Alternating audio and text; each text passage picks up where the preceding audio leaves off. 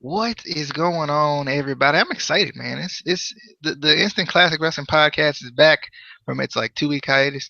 I don't know what happened. I don't got busy and life like ate me like a whale or something. I don't know. It was weird, but we're talking Breaking Ground. I hope that's the name of the show. Breaking Ground, the new exclusive series on the WWE Network. I'm gonna give it to Casey because we both don't really know where we're going with this video. So, I thought, you know, it would be better if Casey gave his thoughts and I bounced mine off of his, and vice versa. We'll figure it out. But Casey, Mm. the floor or video or camera, I don't know. It's yours. Whatever it is. Oh, woo woo woo. You know it. I don't know why I wanted to say that, but I wanted to say that.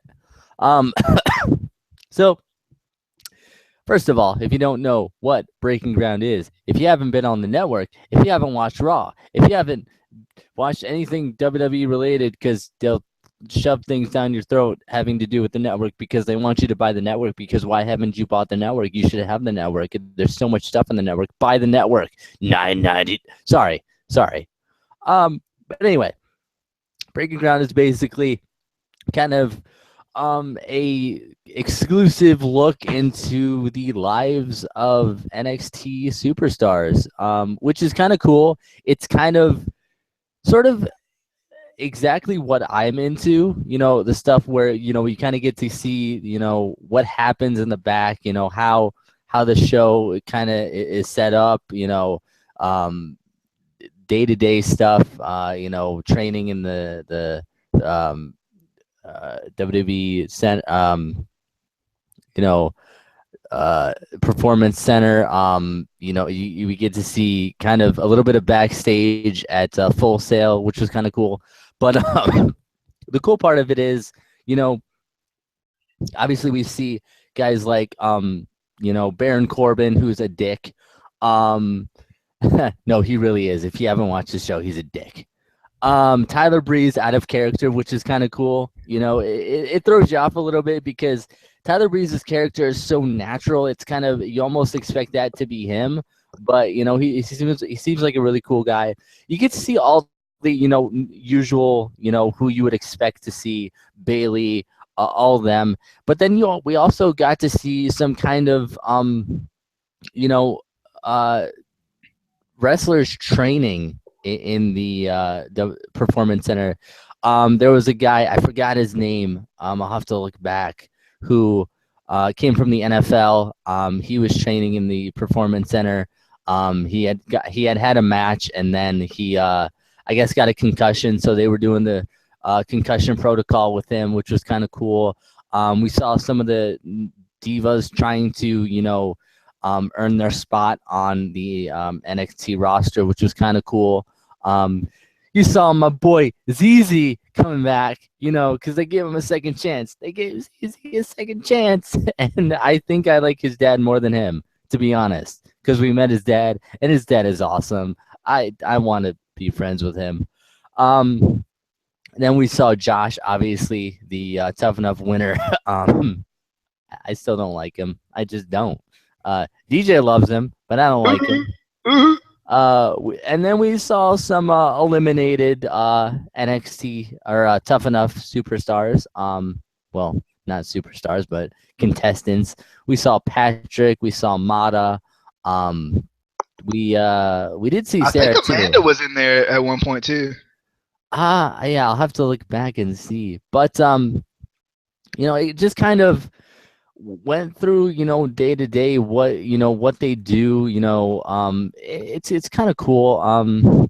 What were your thoughts on the because we're kind of talking a little bit about the first 3 episodes. We didn't really write notes on the first 3 episodes.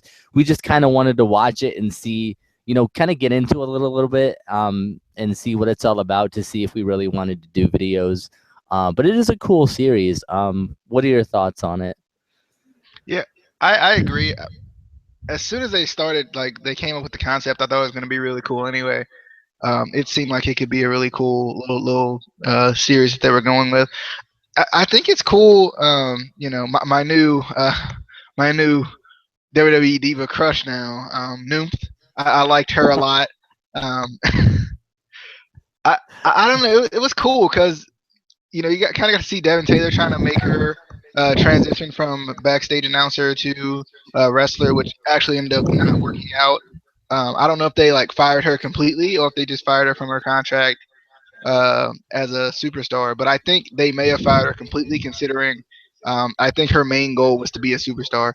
Um, it was really cool. It's cool to see some of the tough enough uh, females and males that got eliminated, to see those guys, to kind of see other people training. The guy with the concussion, I can't remember his name for the life of me. Some with I think it's like Sammy or something, like Tito, or I can't remember off the top of my head. I don't know why I can't remember this guy's name, but I thought he had a pretty cool story. Baron Corbin was not having any of Mojo Rawley's anything. Like everything that man said, he was not having it. You can kind of see, like, it was cool to see the locker room, like the different interactions with the locker room, kind of who likes who a little bit, I guess you could say, the relationships in the locker room. Because there were some guys who are just not fans of each other. I know in the third episode, Jason Jordan is not a fan of Tyler Breeze. It seemed like, and I don't know how long Jason Jordan's been in NXT.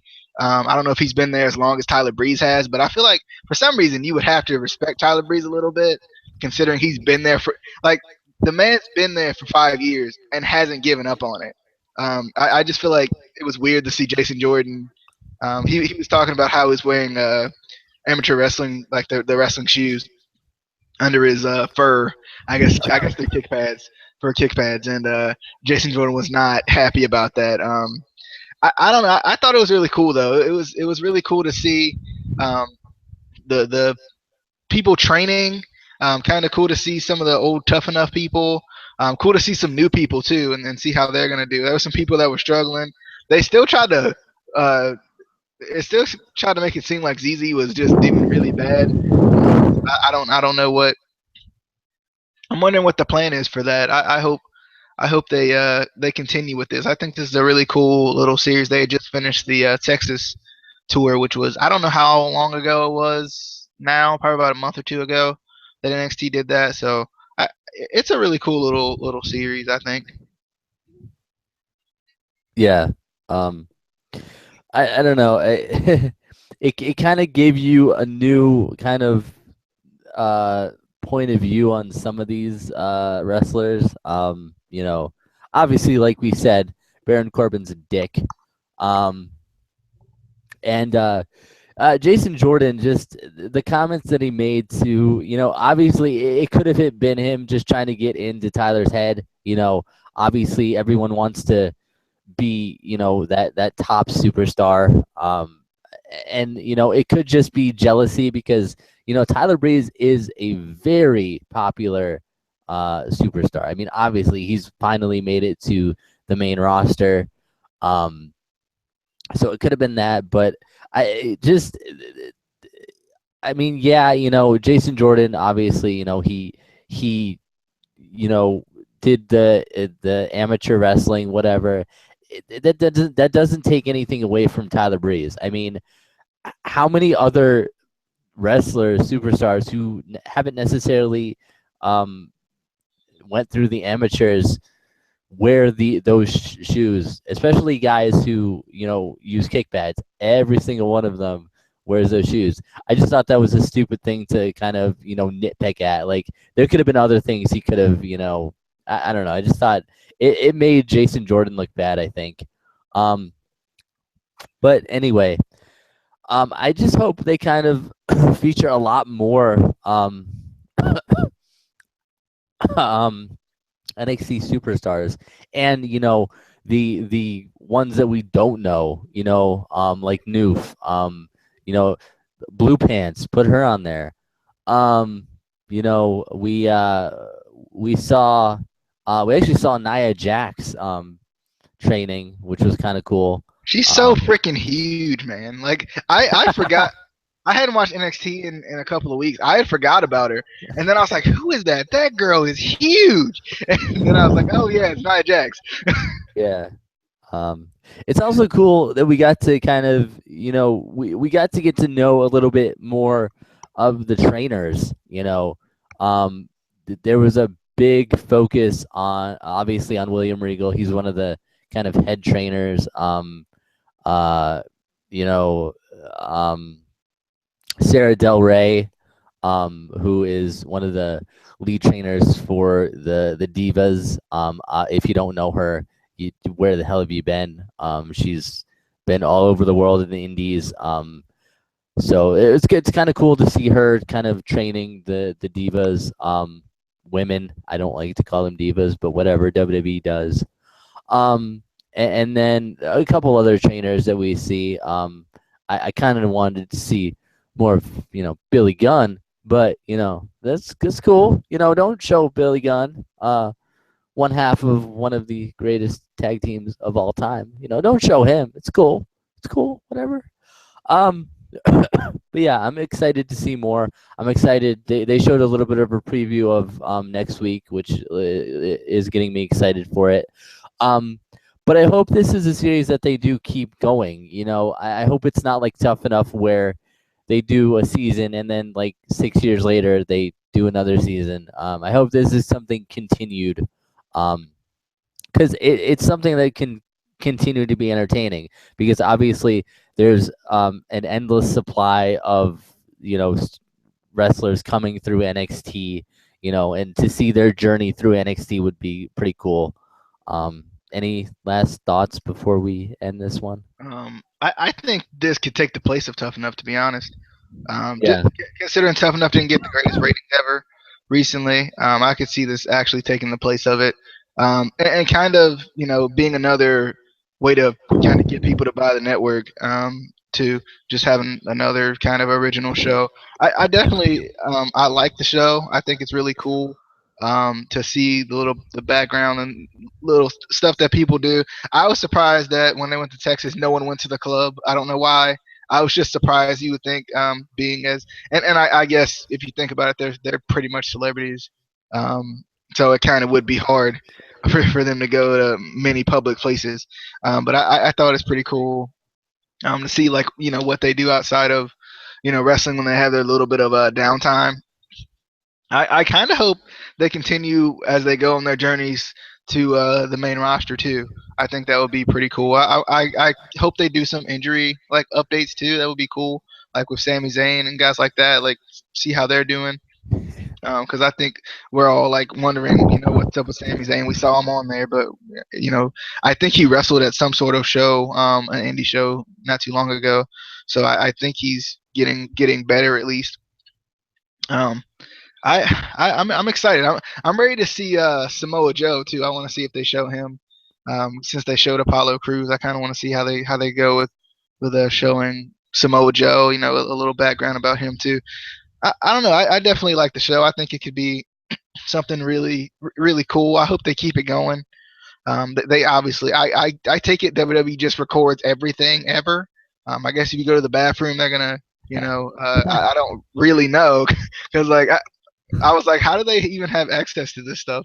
It doesn't seem like something they would be recording, but I guess they do. So, but I guess they kind of record stuff for like people's portfolios too. If they go elsewhere, they could probably use the tryout stuff to help them out. I guess. I don't know. I'm excited for this show though. I think it'll continue to be really good. I liked it. Yeah. I definitely think it could and should replace NXT or Tough Enough, not NXT. Because it had one major thing that Tough Enough didn't have: training. The thing that we actually want to see them actually doing to see that they are getting progress. Training in the performance center. Yeah. I think that's one of the main things that people had issues with Tough Enough. It was, we didn't see them actually really working in the ring. We saw the challenges every week, but that was about it. You Uh, know, so Another thing I think that would be cool if they did, especially if they wanted people to kind of gravitate people towards watching the show and getting the network, they should like try to play one episode after Raw. They don't necessarily have to do it all the time, but like just one time, and like just kind of preview people to it. So then they're like, oh man, I actually want to watch this now. I'll actually go buy the network now. I think that would be pretty cool, and then they kind of see how it stands up to Tough Enough too, just in the ratings wise. I think Yeah. they could do something like that. Yeah.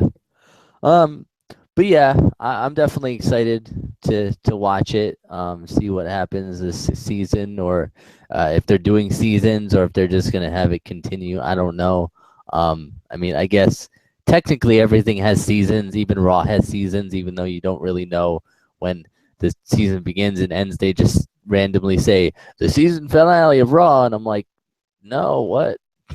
Um, but anyway, so we will see you next week for more of an actual uh, review, I guess. We're still not sure how we're gonna do this. We might just talk about the episode. Um, but we will see you hopefully next Tuesday. We're gonna try to do these every Tuesday. But you know how schedules work with the Instant Classic Wrestling podcast.